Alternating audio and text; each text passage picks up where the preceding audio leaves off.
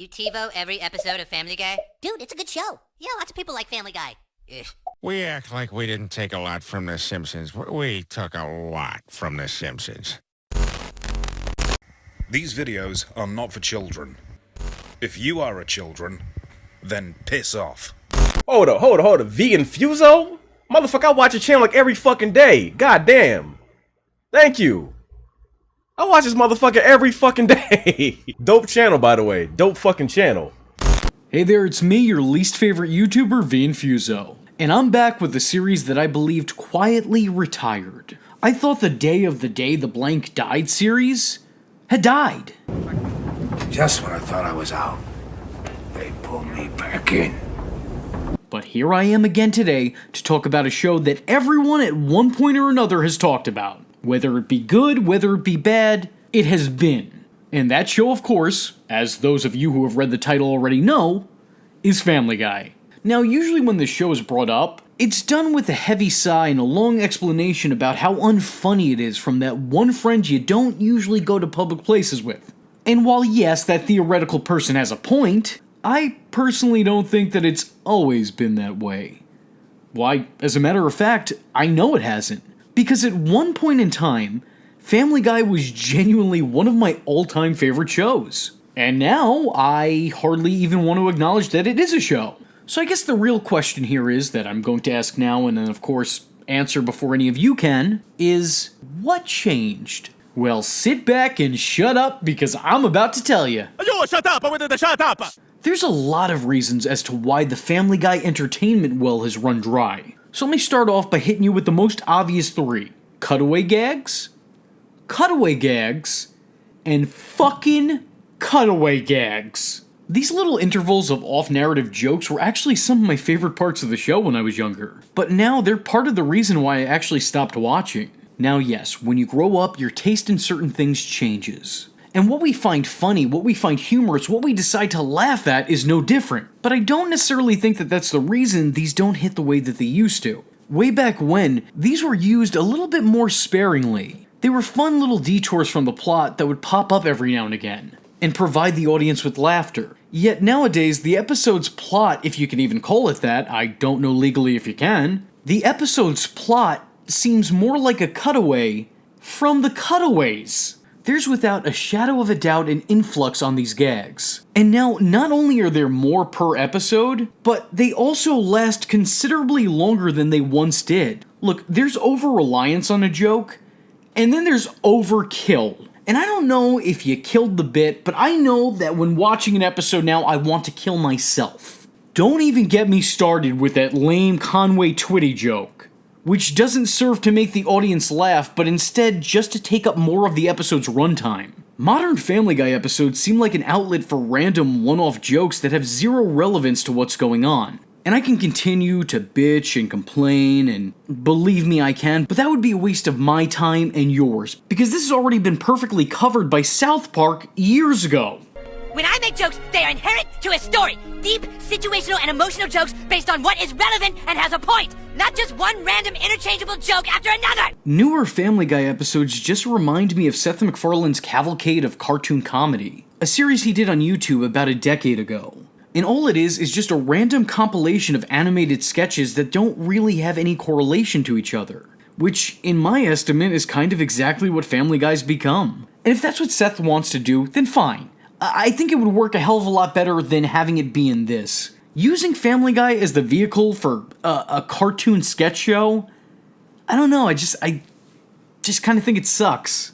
I know you're expecting some analytical statement here, but no, I just kind of think it sucks. Seth, Bubala, if you're listening to me, just make your own Cartoon Mad TV. No one's gonna fault you for it. Another big issue with the show is Flanderization, which, if I'm to be honest, seems kind of inevitable. A show can only run on for so long before the characters transform into a one or two note joke. Peter went from being a little bit dim-witted to being a full-blown idiot. That man has more animation cells than he has brain cells. He's become irredeemably stupid, incapable of learning, and impossible to teach. Which, now that I'm thinking about it, both those things mean the same thing, just said slightly differently. So who knows, maybe I'm the dumb one. I don't even fucking know anymore. I don't care. The man's whole character premise is that he's a moron. Oh, and he's fat. Which, of course, are two character traits that I personally can relate to, but that has nothing to do with what we're talking about. Lois has become your standard naggy wife who complains about her husband and shows concern for her children. Well, at least one of them. Sometimes two. But definitely not three.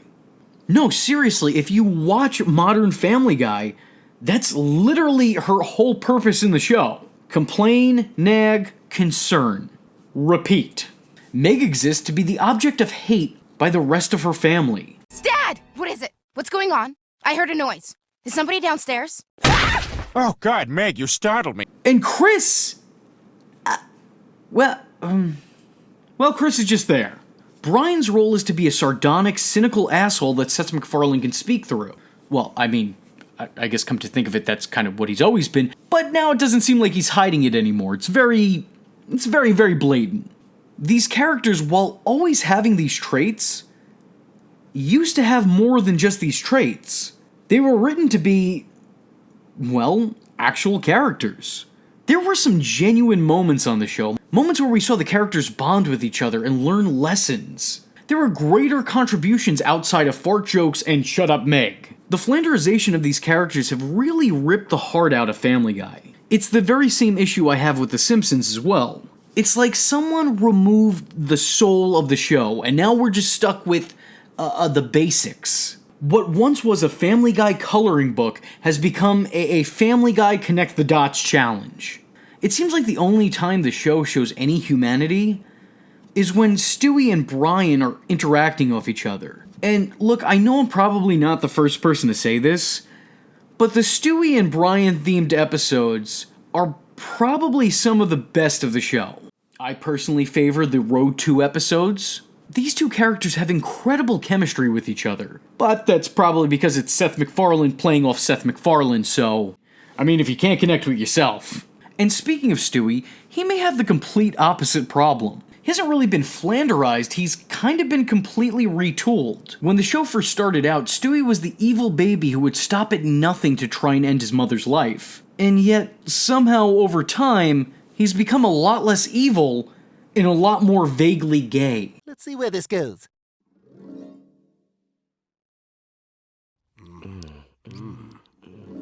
Wow, it went right there. Oh, okay, maybe not vaguely. The show also over the years has seemed to lose its concept of what's funny, and it often tilts into the unfathomably irritating territory. Family Guy at this point in time has basically become Melissa McCarthy the cartoon show. You know, when it's got the right people behind it, it can be really funny and solidly entertaining. But more often than not, it's just really, really annoying. And filled with fat jokes. And here's the real interesting thing for me. I've heard for years how laughably bad the Cleveland show was. How inferior it was to its brother and sister shows in Family Guy and American Dad. But... if I'm being honest here, I thought the Cleveland show was actually a lot better than Modern Family Guy. I said it, and I can't take it back. It's already out, it's in the ether. There's nothing more I can do. I said what I said, that's it. Don't misinterpret that, by the way. I'm not saying that the Cleveland show was good, per se. I'm just saying that it was better than Family Guy was at the time that it was out. Now, I know a lot of you are already typing in the comment section, already clicking that dislike button, already unsubscribing had you actually been subscribed. But hear me out here. Cleveland show wasn't great by any means, but at least the Cleveland show made jokes relevant to their plots. At least the Cleveland show had plots. At least the Cleveland show tried. And I think that's what it comes down to. Family Guy just doesn't try anymore. And from my perspective, it kind of seems like it hasn't for a while. With its years on air and embedded in pop culture, Family Guy has pretty much become a license to print money. The episodes don't take the same amount of creative effort as they once did, because regardless of what's done, people are still going to tune in to see the characters they know and love. So really, who could blame Seth for losing his passion for this 22-year-old show and focusing his attention on other projects? Why let a show end that's making him and the studio money, that requires less constant attention than it once did? Is the brand creatively bankrupt? Well, yeah, I think so. I think it has been for a while. But Seth MacFarlane isn't. While he's out there drowning in Family Guy money, making enough that he could probably retire at any point in time and never contribute anything to society again, and still live a long, happy, healthy, and wealthy life, he's still working on other creative endeavors, like The Orville, which I haven't personally seen, but I hear real great things about. Or like the Ted movies, which, you know, one out of the two is good. The show is definitely not what it used to be. If I'm being real with y'all, I've always really liked American Dad, and still to this day, I really like American Dad. Because it seems like there's more effort put into the stories. While Family Guy isn't what it used to be, when you think about it, how could it be? What can Family Guy possibly do that they haven't already done? Probably 2 times over at this point. They've pushed every limit that they could possibly push. They've made every joke they could possibly make, and told every story they could think to tell. After 22 years, 2 decades, and 2 years, there's no more milk left in that creativity cow. But that ain't gonna stop those in charge from milking it for as long as they can. And I think a big part of that is because the people who are tuning into the show aren't tuning in for expert storytelling, or to see the new big adventure that the family's gonna go on. They're tuning in to see characters that they've become familiar with, who they've come to love, and a show that probably provides a lot of comfort to a lot of different people. On Family Guy.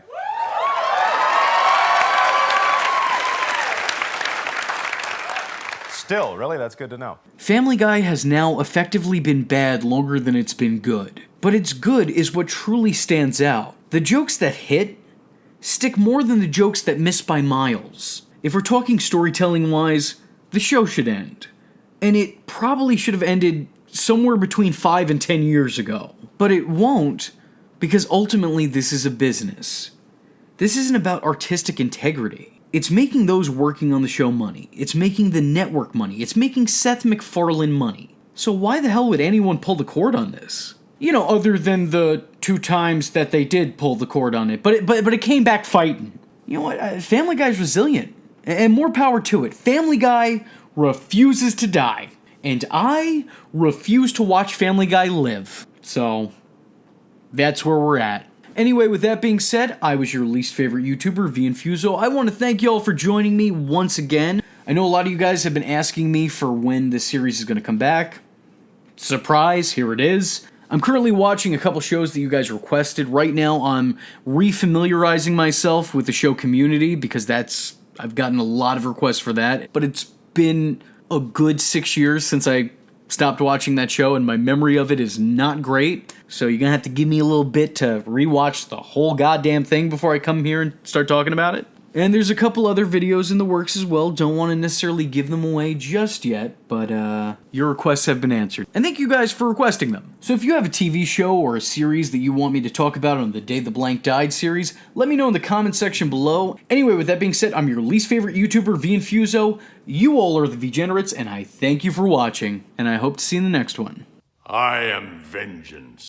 I am the night, and that was Infuso. Just remember, if you're not tuning in, then you're missing out. So, if you like the words that came out of his mouth hole, and you too would like to become a V-generate, don't forget to like and subscribe. Thanks for watching, nerds! And if you're not joining the fun, you're in for one bad day. And you know what they say about having one bad day?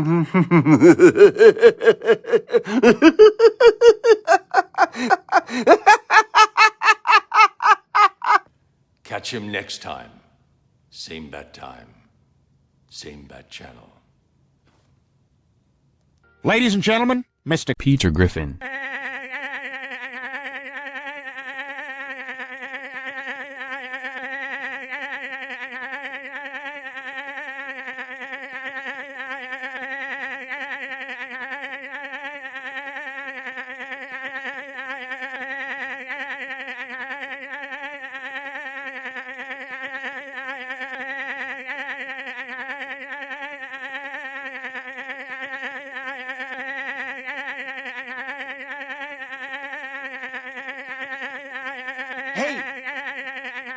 Shut up.